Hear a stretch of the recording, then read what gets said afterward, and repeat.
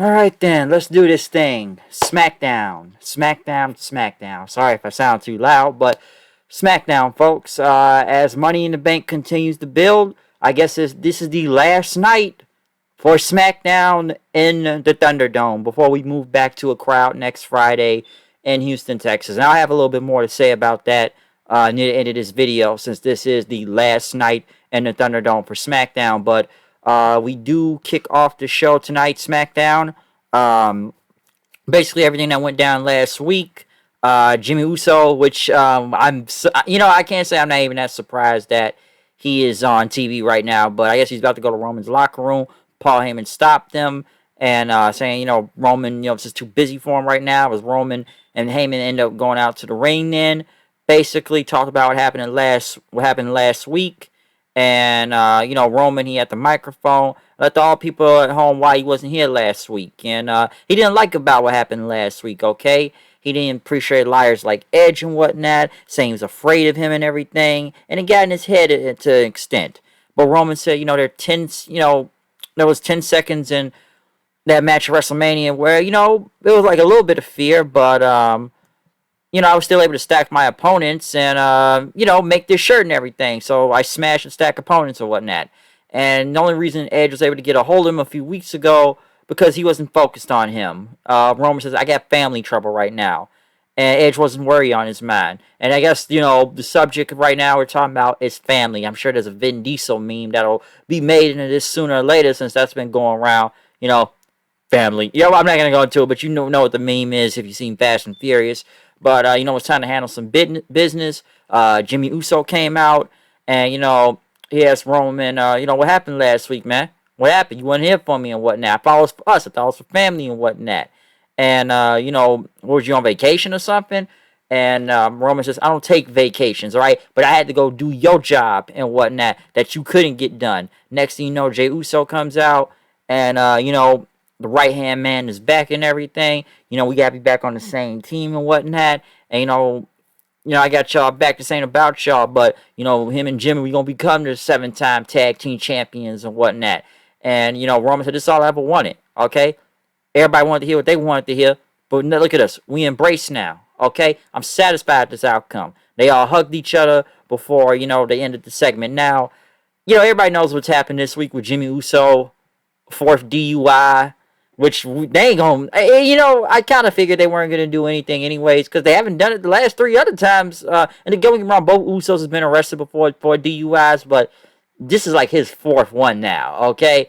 And you would think, sit there say, hey, this guy's ruining his own push and whatnot, but they ain't about to do shit to him. If they ain't done shit before in the past, what makes you think they gonna do it right now? It's just business as usual. We just act like it ain't gonna happen, and we know it happened, but that'll be just gonna be like, alright, we gonna continue with our story, and we gonna keep doing what we doing. So they don't care. I'm sure maybe they're taking action in the back with him. I don't know.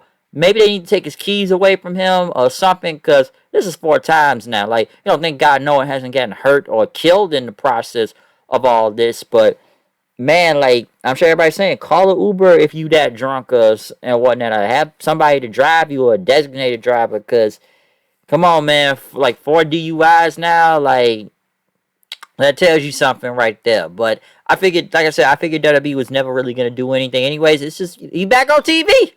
First 10 seconds of the show. Jimmy Uso. So, it is what it is, basically. Maybe they're taking some action in the back. I don't know.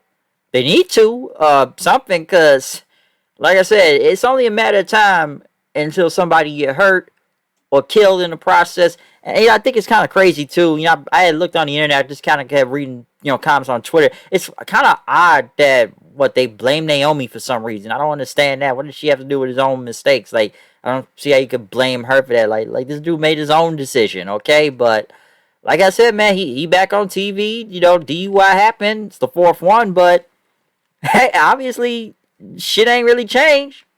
So, nothing. There they go. Business as usual. So, we doing what we doing. Corbin, who looked like he's growing more hair back, and, he says he's a mess right now. He's lost his money, his car. He's missed payments on his house. He doesn't know what to do. He needs that money in the bank contract to turn his life around right now. So, whatever this happy Corbin thing is going, I don't know. But Big E, he was on commentary. There's a little lounge. I'm glad they brought the lounge back with him on the side. Even at the feet warmers with Pat McAfee sitting right by him and whatnot.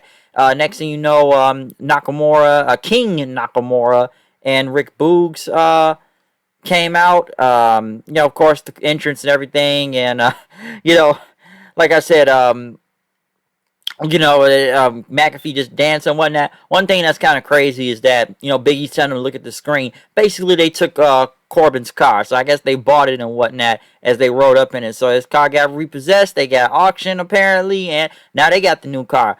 Corbin versus Nakamura again. I swear to God, I'm sick of seeing this match. But at least Nakamura won. That's all you really need to know. And he will be in the Money in the Bank match and whatnot. So I still appreciate McAfee and Big E just kind of sitting right next to each other on commentary while Cole is still at the table and whatnot, even dancing right after the match too. But Nakamura got the win as expected and whatnot. Jimmy Uso was in the back kind of apologizing for Jay in the past and whatnot. And say, it's all good, man. We've been fighting, making us since we was kids, but we doing this for the family right now and whatnot. So they said they were going to take care of some business tonight. Next, though, Natalya and Tamina were in the ring. I guess they had some mystery opponents tonight, and they were challenging anybody. And who's the challengers they got? Since the women's roster is really looking depleted right now, and they ain't really got a lot of people, we got to make some call-ups, apparently. So, Shotzi Blackheart and Tegan Nox are apparently a team, which we're not even going to use their last names, or even first names. It's Shotzi and Nox. That's what it's called. Shotzi and Nox. Which even the commentary team did say Tegan several times, which I find it crazy. I'm assuming this is a call-up. I don't know if this is a one-off thing, but man, Tegan Nox just came back on NXT the other night, and now she's on the main roster and whatnot. And why are they a team? Why did we just make them a team all of a sudden? Like, I guess they didn't want to put Moon back with Shotzi, which was a legitimate team. And also later in the night, we got Toni Storm is apparently coming to SmackDown also. So I guess they need the bodies right now, because right now it's looking depleted. Okay, so I can see why they called them up, but it just felt so random at the same time. With Shotzi and Tegan got the win too, beating Natalya and Tamina. That's where that senton look missed at the end, but yeah, very odd that they just pinned the tag team champions right there. So boom, there you go. They're just gone. Just beat them like that. So I guess they got to give this team a new win if we're going to take them seriously, since we don't have a division. And as Sonya Deville was out there coming out next, since Bianca Belair, she needs a new opponent now. Bayley will be out for the next 9 months. And they showed a video of Bayley, which I guess it's her knee, because I never heard what the injury was. I'm assuming it was an ACL tear. I don't know if it is. I'm just taking a guess since it's her knee and whatnot. But, Bayley, which they recorded a video saying, I should probably be thinking this sucks. Everyone wants to see the longest reigning SmackDown Women's Champion get back her title. But on second thought, she doesn't care about it at all. Like, I was working hard to get to where I'm at right now and to do this match. But you all don't care, and you're not as good as me. So there you go. And it is a shame that Bayley got hurt, especially before fans came back. You have to count Bayley as one of the MVPs throughout this entire... it's still a pandemic, technically, but through this whole empty arena, or if you want to say pandemic era or Thunderdome era of SmackDown and whatnot, because she has been one of the things that has been carrying the show, from just her being champion or a double champion with Sasha throughout that whole time. Don't get me wrong, I thought they were annoying on commentary a few times here and there, but at least they were entertaining and whatnot. So it really sucks that literally a week before the fans come back, Bayley gets hurt, and now she's going to be out for the next 9 months. So hopefully a speedy recovery, and hopefully it's, less time than that. Because at first, like, what did she get hurt from? But like I said, look at the video. I guess it's her knee or something. So that really does suck, though, for her not to compete. But yeah, like I said, the roster is looking depleted. Bayley's not here. Sasha's been gone since, like, the SmackDown after WrestleMania. So I'm sure she'll be back maybe before SummerSlam. I don't know, maybe after SummerSlam. And like I said, it's not really a lot of people on the roster you got for SmackDown, so that's why we gotta keep calling all these people up. They gotta get Tegan, they gotta get Shotzi, they gotta get Toni Storm. So they need bodies right now. And Sonya, basically, Bianca will not be defending the title at Money in the Bank. She will be defending it live on SmackDown next week in front of fans in Houston. And whatnot. So not Carmella, but she announced her opponent for next week, Carmella. She understands people will be mad. Carmella said, she's hot and they're not. And Carmella said Sonya made one, made a mistake and everything. But now, the only thing, she's the most beautiful woman in WWE. Liv Morgan came out pissed off, saying it's favoritism. But but Sonya got pissed and said, you didn't let me finish. Since she's getting a title shot next week, you get to be in Money in the Bank. Carmella's not in Money in the Bank, so you have that spot. Now get out of my ring before I change my mind. And Morgan says, when I win that Money in the Bank, I hope you win that title so I can cash in on you immediately. Bianca Belair came out then, and basically, talk about Bayley. Not even sure if her injury is real or not. Basically, she respects her skills, but no, even she doesn't like her. But, she looks forward to facing, I guess, Carmella next week and whatnot. So I'll see you next week and whatnot. Next, Cesaro went against Seth Rollins. Kevin Owens on commentary. Really good match. Enjoyed it. A lot of blood, I'll say that. But is this the end of the next Cesaro push that they only have every few years? Cesaro gets pushed for a very fast time. So I think the Cesaro push is dead, apparently. Because Rollins got the win. Curb stomp. After he was bleeding all over the place. So, yes, Seth Rollins going into Money in the Bank. But Cesaro, I believe he needed this in a way. But, Buddy Davis said this too, man. Like, man, they really went through the Roman Cesaro thing just fast. Like, there you go. We're going to move on to the next person. He goes back to feuding with Seth. Seth beats him decisively, it looks like. And, I think this pushes over. So, Cesaro will most likely be back in the whole...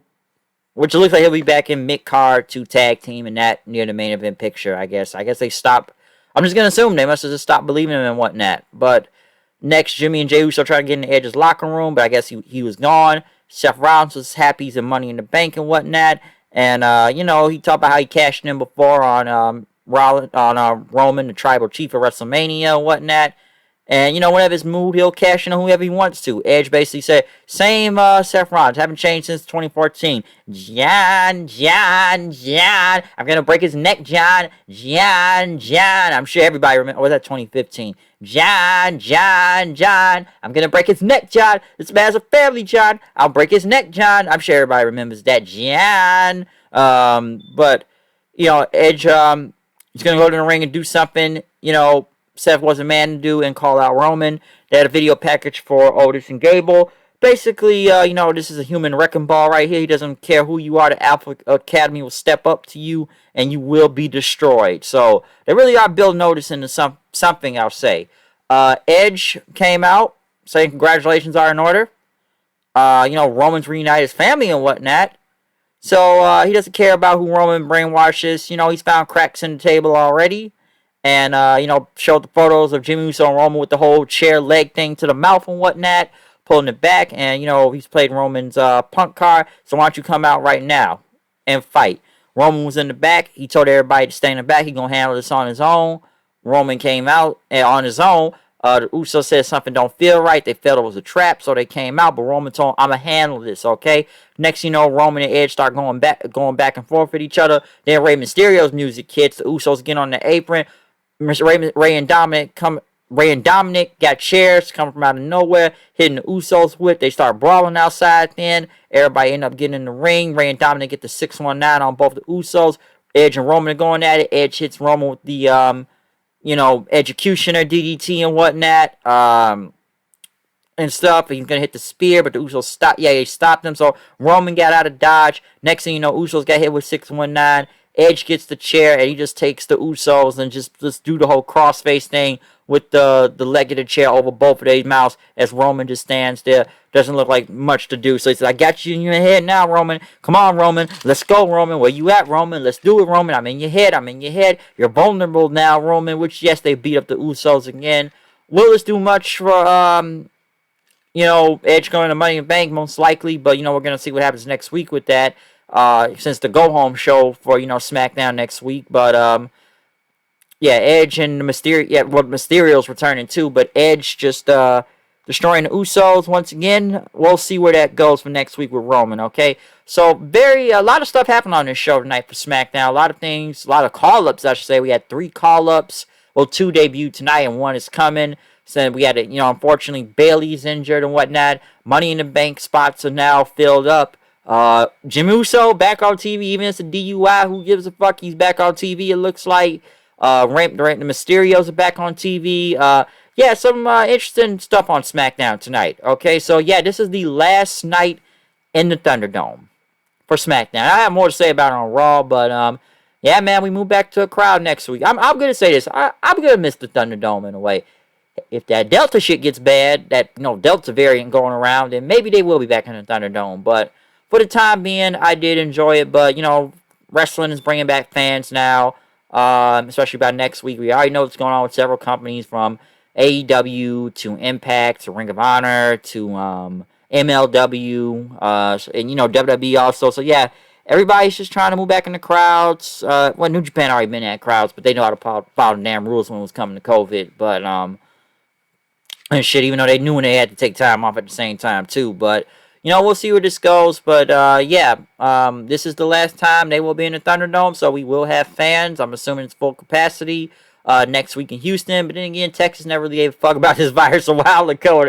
That's really why they opened shit back up. But I'm not about to go on a rant on them. I've done that several times. Okay, but yeah, we're gonna have a full crowd. I'm assuming a full crowd next week. So yeah, the Thunderdome. No, I enjoyed it in some ways. Even the Performance Center, too. And I've already talked about that in the past. I never liked the fake crowd reactions anyways, but I understand why the Thunderdome was made. It still was a cool aesthetic, though, at the same time, just people got tired of the fake crowd noises. But it was stuff I did like about the Thunderdome, too, and whatnot. Even though they had to change, like, 3 different times in Florida because they only could hold the residency so long to where they were at in the Thunderdome. But I enjoyed it. The screens, I get used to it. Hey, NBA did it at one point, so yeah. But yeah, that's my review of SmackDown. I'm out of here. See you guys later. Peace out. Tell me what you think about the show. You already know the whole thing goes. Follow me on Twitter at HoodedKnight890 and tell me what do you think of SmackDown tonight. And are you ready for the fans to come back next week, next Friday on SmackDown? So yeah, I'm out. See you guys later. Peace. Peace. There you go. I had to move something now.